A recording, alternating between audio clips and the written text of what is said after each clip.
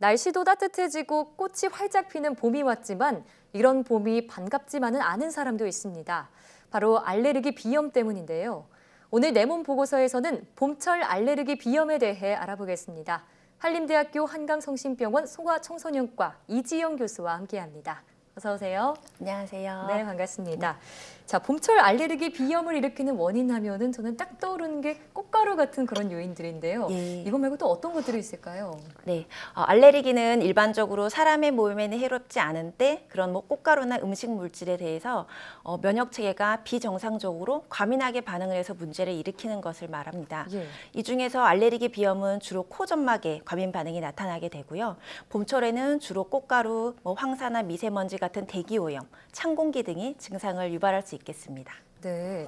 자, 이처럼 봄철이나 환절기에, 그러니까 특정 시기에 비염이 나타나서 고생하는 분들도 있지만 매일, 그러니까 1년 내내 고생하는 네네. 분들도 있거든요. 두 비염에 좀 차이가 있는 건가요?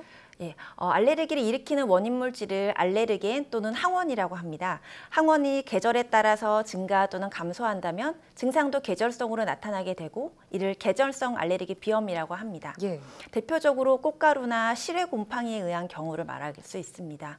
또 반대로 진먼지 진드기, 반려동물, 실내 곰팡이 같은 실내 항원은 1년 내내 영향을 줄 수 있고 이것은 통년성 알레르기 비염이라고 합니다. 예. 그런데 대부분의 환자가 사실 여러 개의 항원의 알레르기 반응을 보이기 때문에 1년 내내 영향을 받는 경우가 많습니다.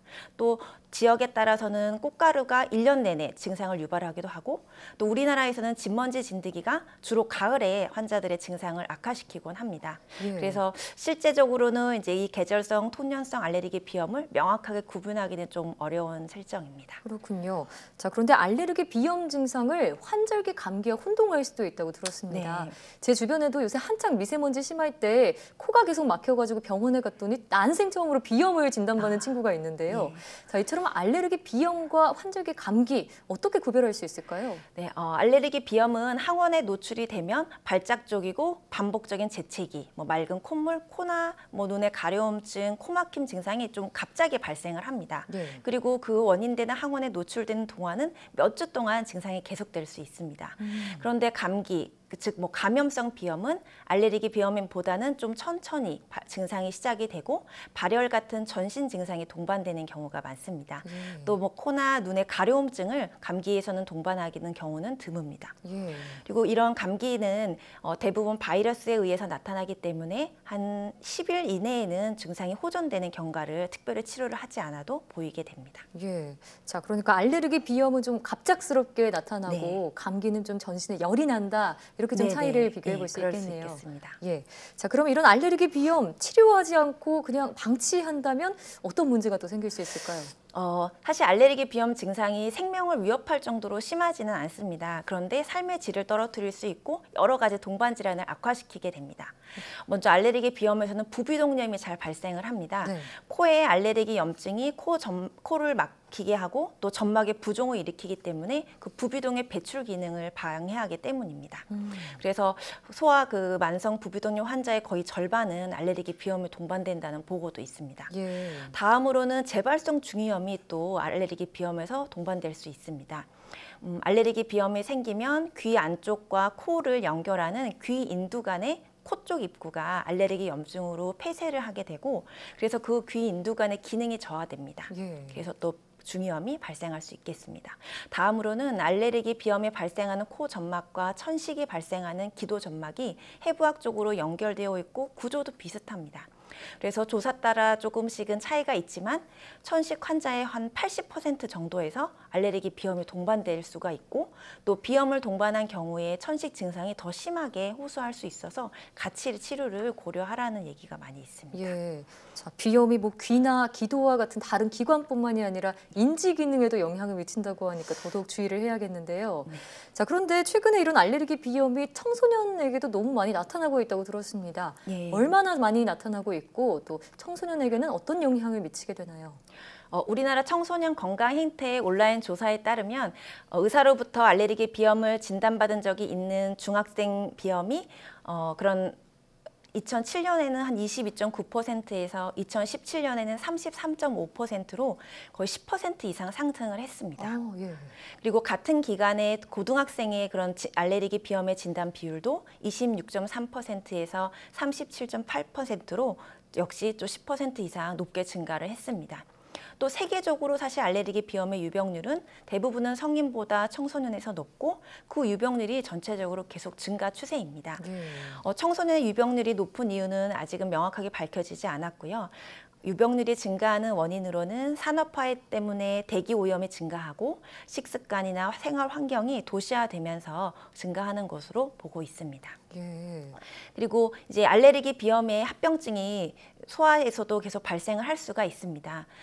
특히 소아 청소년에서 조금 더 특징적인 것은 성장에 영향이 있는 것입니다. 이제 알레르기 염증이 있어서 인두, 편도가 이제 붓게 되고 또 코가 막혀서 입으로 숨을 쉬느라 항상 입을 벌리게 됩니다. 근데 입을 늘 벌리고 있는 습관이 지속되면 얼굴 뼈의 성장에 영향을 주게 되고 일명 아데노이드 얼굴이라고 해서 뭔가 턱이 길어지고 위아래가 그 얼굴 뼈 모양이 변형이 되는 그렇게 될 수가 있습니다. 좀 길어지고요. 네, 예. 그렇군요.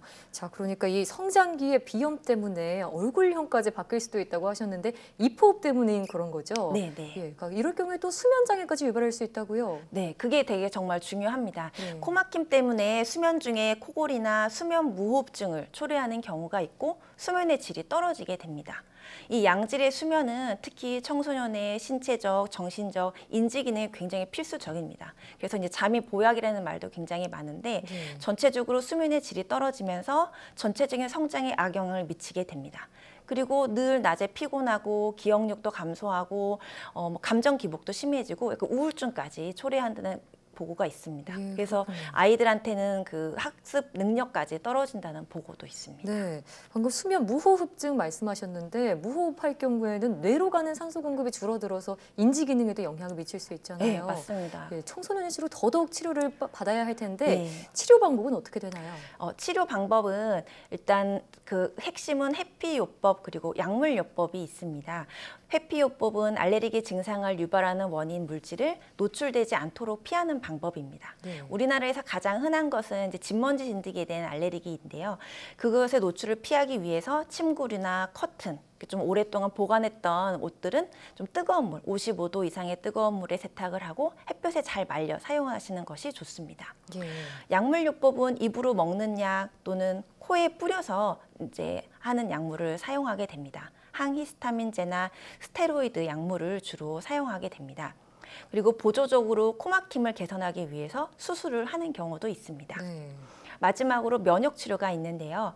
원인이 되는 항원을 아주 낮은 농도부터 증가시켜서 반복적으로 투여하는 치료가 있습니다. 네. 치료 기간은 좀 길지만 다른 치료는 사실 완치를 할 수 있는 방법은 아닙니다. 그런데 이 면역 치료는 거의 한 60-70% 정도의 완치를 기대할 수 있습니다. 네. 자, 일상 속에서 이런 알레르기 비염을 예방하려면 어떻게 해야 할까요? 네, 알레르기 비염은 환경 관리가 정말 중요하겠습니다. 실내를 늘 깨끗하게 청소하고 급격한 온도 변화를 피할 수 있도록 하는 것이 중요하겠습니다. 예. 천이나 털로 덮인 가구나 카펫의 사용은 삼가하시고요. 또 꽃가루나 미세먼지 농도가 높은 날에는 외출할 때 마스크를 꼭 착용하시고 외출 후에는 겉옷을 잘 털고 실내를 들어오시는 것이 좋겠습니다. 네. 그리고 식사 전후에는 외출 후에 또 손 씻기를 잘해서 여러 감염성 비염이 동반되지 않도록 예방하는 것이 좋겠고요. 네. 마지막으로는 이제 금연을 하시고 흡연을 하시는 분들이라면 그리고 간접 흡연을 하지 않도록 피하는 것이 중요하겠습니다. 네. 요새 또 처방전 없이 약국에서 사는 비염 스프레이 사용하는 분들도 많은데 네. 전문 의약품을 사용하는 게 좋겠죠? 네네. 네, 맞습니다. 감사합니다. 자, 지금까지 한림대 한강성심병원 소아청소년과 이지영 교수와 함께 알레르기성 비염에 대해 알아봤습니다. 오늘 말씀 고맙습니다. 네.